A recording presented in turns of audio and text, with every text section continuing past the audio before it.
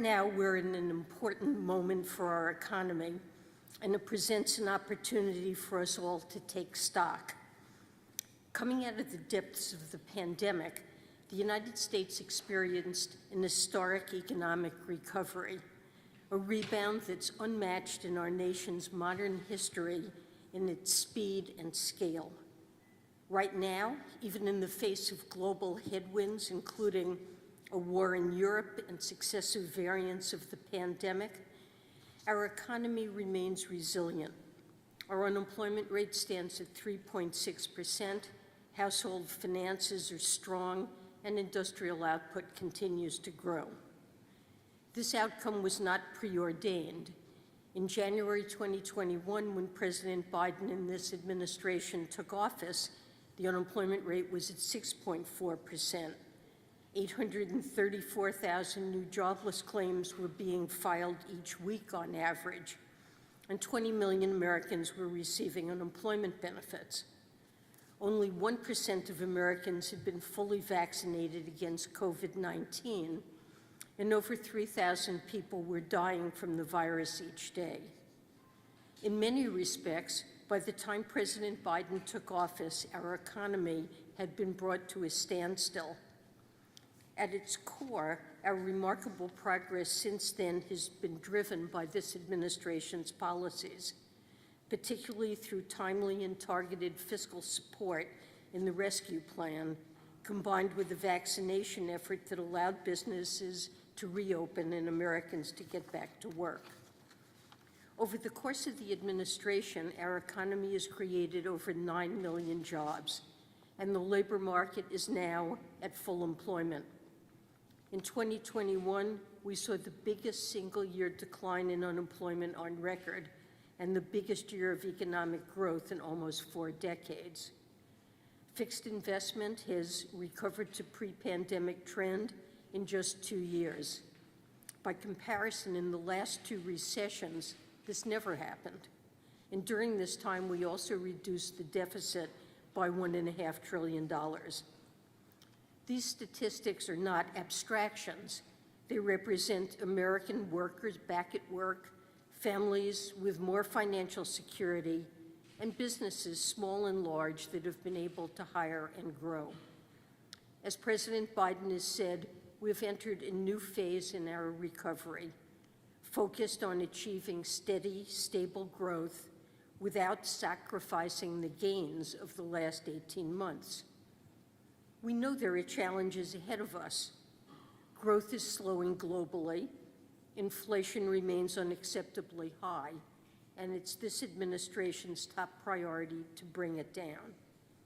We know how difficult higher prices can be for families, how they can squeeze a household budget, and how challenging the past 2 years of disruption caused by COVID-19 have been. And that's why this administration mounted an historic vaccination campaign to get the pandemic under control, and why we're laser focused on bringing down prices. The same factors that have driven inflation to record levels internationally in peers like Canada, the United Kingdom, and the Eurozone, those factors are hurting Americans as well. These challenges also include Vladimir Putin's illegal and shameful war in Ukraine. More than half the inflation experienced in 2022 reflects rising food and energy costs, global fallout from Russia's invasion.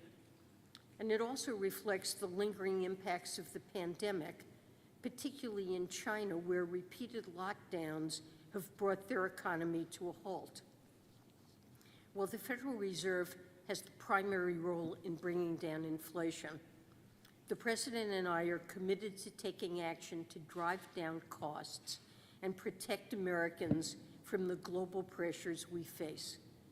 That includes the President's historic release of 1 million barrels a day from the Strategic Petroleum Reserve, which helped reduce the price of gas by between 17 and 42 cents per gallon, according to a Treasury analysis this week. Americans have seen additional relief on this front and in the last few weeks, prices have declined by over 60 cents a gallon in total. Our efforts also include the work we've done to develop a cap on the price of Russian oil, a way to ensure a steady flow of oil onto the global market while denying Putin revenue for his military. At a time of global anxiety over high prices, a price cap on Russian oil is one of the most powerful tools we have to address inflation by preventing future spikes in energy costs. The reconciliation package announced yesterday will also help ease inflationary pressures by lowering some of the biggest costs families face, including energy, healthcare, and prescription drugs, all while making historic investments in fighting climate change and reducing the deficit. Importantly, this bill will also make sure we finally have the resources we need to ensure that wealthy Americans are not able to avoid paying the taxes they owe. These efforts are long overdue, and Congress should pass it immediately. This context, including the successes of the last year and the global challenges we face, is critical in understanding today's GDP data. Most economists and most Americans have a similar definition of recession: substantial job losses and mass layoffs, businesses shutting down, private sector activities slowing considerably, family budgets under immense strain, in sum, a broad-based weakening of our economy. That is not what we're seeing right now when you look at the economy. Job creation is continuing. Household finances remain strong. Consumers are spending and businesses are growing. As one example, in the last 3 months, our economy has created over 1.1 million jobs. In the 3 months beginning each modern recession outside of the pandemic, our economy lost 240,000 jobs on average. Spending by businesses and consumers, the core of our economic activity, rose by 3% in the first quarter of this year and continued to expand in the second. Industrial output, the measure of our manufacturing, mining, and utilities sectors, has shown strong average growth over the first half of the year compared to sharp average declines during past recessions. In the context of today's report, it's important to look beyond the headline number to understand what's happening. The contraction in GDP was driven primarily by the change in private inventories, a volatile component of GDP which subtracted over 2 percentage points off quarterly growth. Today's report shows continued expansion in consumer spending overall and in services in particular, in addition to notable strength in net exports. Overall, with a slowdown in private demand, this report indicates an economy that is transitioning to more steady, sustainable growth. This path is consistent with one that eases inflationary pressures while maintaining the labor market progress of the past 18 months. While our economy has been resilient in the face of numerous shocks over the past 2 years, I should also stress that there are numerous risks on the horizon, many of them global, that we remain highly attuned to. They include the outcome of the war in Ukraine, COVID lockdowns in China, and pandemic-related supply chain snarls. These factors make predicting the future difficult, and we must be clear-eyed and vigilant about the threats they pose. But we cannot lose sight of the remarkable progress we have made from the depths of the pandemic and the tremendous resilience our economy has shown, thanks to the hard work and perseverance of American workers, families, and businesses, as well as effective policy. This progress gives us a solid foundation to confront the challenges ahead of us, and I believe that in the months to come, with skill and luck, it's possible to maintain that strength, particularly in the labor market, while easing the tightness that has driven inflation. And with that, I'd be happy to take your questions.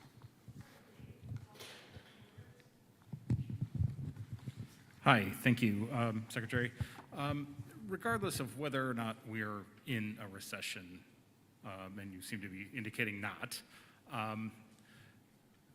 many Americans are feeling some pain right now. And the last time we had to tame inflation at this level was the early 1980s, and it took 2 years to do that. Do you anticipate that this fight against inflation will be a long and grinding one like the early 80s, or will it be faster? And do we need to see some job losses in order to bring that inflation rate down? Thank you. So, with respect to how Americans are feeling about the economy, they're experiencing great stress from high inflation.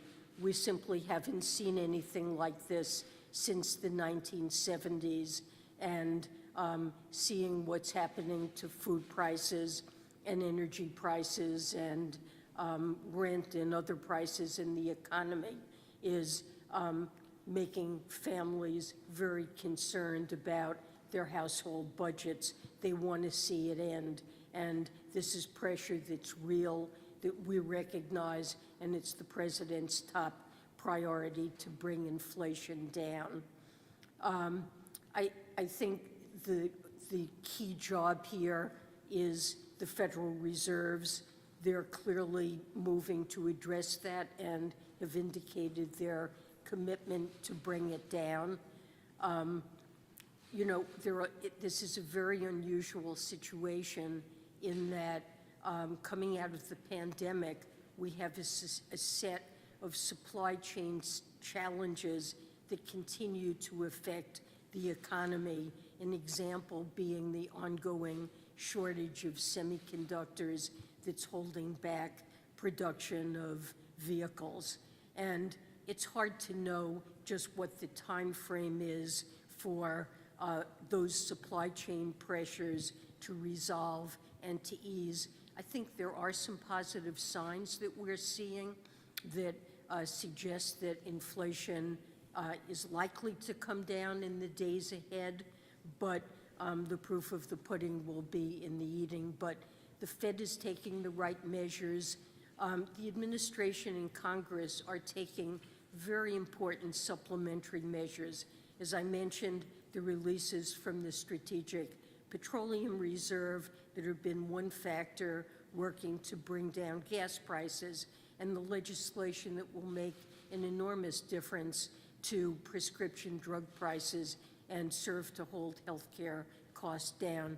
The investments in energy and to address climate change will, over time, improve greatly our sense of security about energy and make us much less vulnerable to global shocks. And as you know, we're working with our allies on a price cap to avoid further upward pressure on oil and gas prices.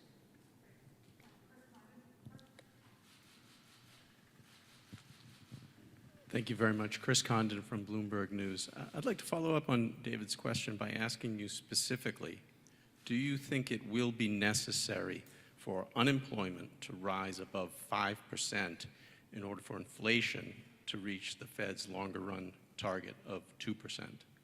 Thank you.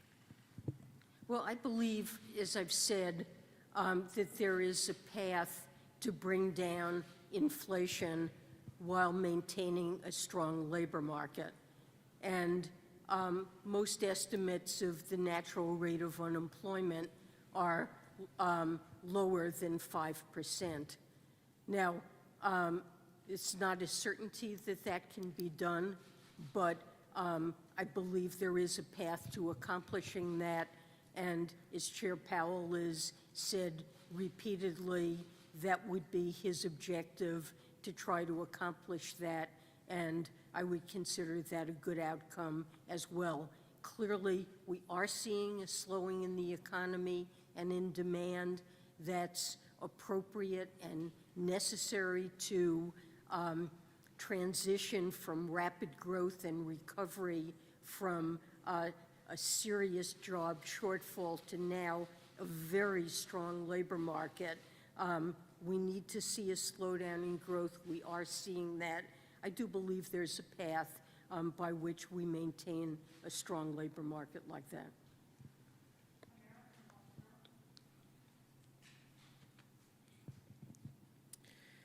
Hamara Mook with the Wall Street Journal. Madam Secretary, could you say a little bit more about how you believe the Inflation Reduction Act would impact inflation? How much do you believe that package would subtract from inflation, and over what time frame? So I don't have numerical estimates for you, but I see that as making a very important contribution to lowering the cost of prescription drugs, which is, for many households, a very severe burden on their household budgets. This is something that policymakers and members of Congress have sought to accomplish for many, many years, and it's a great achievement if it can become law and will certainly help.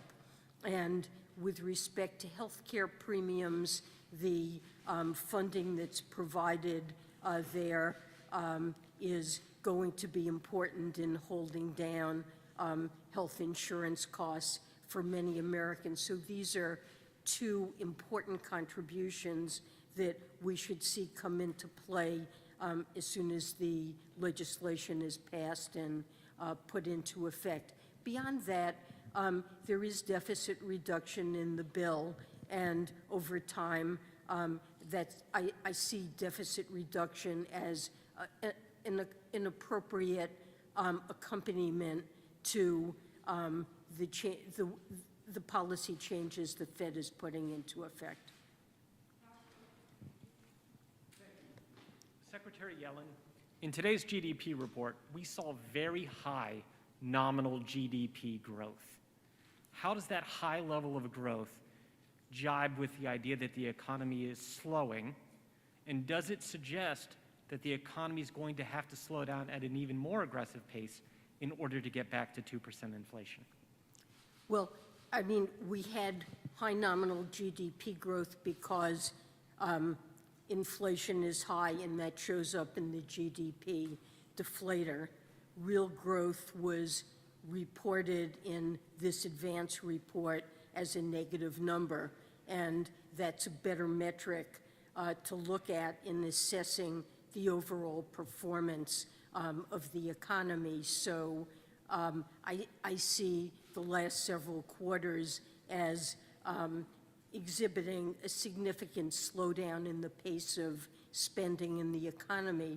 And when you look at the details in terms of spending components, we're in a period where there's very significant fiscal drag. Government spending made a negative contribution to GDP. We saw a negative contribution this quarter, huge from inventories. But importantly, consumer spending remains positive, but definitely the real data, to my mind, show that there is a slowdown in progress. And, you know, the labor market right now is extremely tight and maybe the source of some of the inflationary pressure, certainly not all of it by any means. Food and energy are a very important contributor. Supply chain problems relating to the pandemic and what's happening in China, those are important. But we've got 2 job vacancies for every unemployed person, which is a level of tightness in the labor market that we really, I don't think, have ever seen historically. And the slowdown in the economy, coupled hopefully with a restoration of somewhat higher level, a rebound in labor force participation. We're not sure if that will occur, but beginning to take some of the tightness out of the labor market while maintaining overall a strong labor market. I think that's a plan to bring down inflation.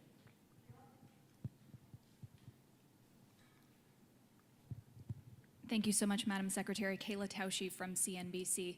Is there such a thing as a mild or a partial recession, as some have suggested? And if so, what would that look like? And second, are you committed to staying in this role until growth and inflation stabilize? I will stay in this role as long as President Biden finds my contributions to be useful. I serve at his pleasure. And I'm sorry, what was the first part of the question was? Is there such a thing as a mild recession? Well, sure, recessions are different. And we had an extremely severe recession following the global financial crisis when unemployment rose to around 10%. And it took really a decade for the economy to get back to full employment. We've had milder recessions, certainly, than that. There's usually been a significant increase in the unemployment rate, but they do differ. And, you know, this is a very unusual situation where we have a slowdown, the labor market remains very tight. You know, we could see some mild easing of pressures in the labor market and yet continue to feel we've got a good, strong labor market that's operating in full employment.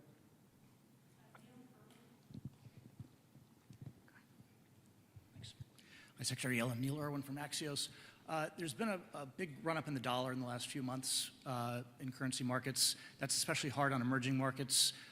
Do you believe the degree of dollar appreciation we've seen so far is appropriate? Do you fear it's gone too far? And should we be worried about kind of feedback loops and negative effects on the global economy? Well, thanks for that question. I mean, there certainly has been a significant appreciation of the dollar. I think part of it is driven by interest rate differentials between the United States and other countries as we've moved to tighten monetary policy more quickly. It's attracted capital inflows into the United States that have pushed up the dollar, and that's typically something that occurs in cycles of monetary policy tightening. I think we've also seen some risk-off, safe haven type flows into the dollar that have exacerbated that. You know, I am worried about the global outlook. The IMF and World Bank have, on several occasions now, downgraded the outlook. A strong dollar creates, for some of those countries, pressures on their economies, especially when there's dollar-denominated debt that becomes harder to pay off. So a rising interest rate, strong dollar environment can create pressures in other parts of the world, especially at a time when all of us are suffering from the impacts of Putin's war that are driving up energy and food prices and creating real burdens on most countries around the world, and particularly the lowest income countries. We are seeing more countries that are likely to experience debt distress. So this is a stressful environment for many countries around the world.